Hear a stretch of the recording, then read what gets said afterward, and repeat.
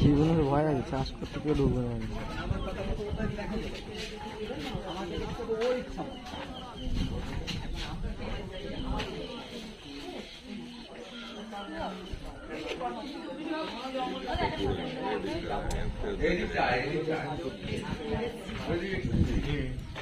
আমাদের সামনে থেকে তাহলেও শেষ করে দিতে পারবে, তো সেটা ওই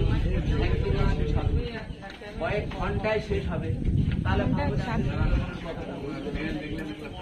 আপনি সুন্দরবন এরিয়ার মধ্যে অনেক আগে থেকেই আছে, 24 পরগনা ঢুকে গেছে, উত্তর বলুন আর দক্ষিণ বলুন, তাহলে আপনি সুন্দরবন এরিয়ার মধ্যে ঢুকে গেছেন। কিন্তু তার অর্থ এই নয় আপনি বন অঞ্চলে ঘুরছেন। আপনি এখনো বন অঞ্চলের এই সামান্য একটুখানি সৈন্যকালীতে টাচ করেছেন না। এবারে এই দিক থেকে আঁকা বাঁকা পথে 35 কিলোমিটার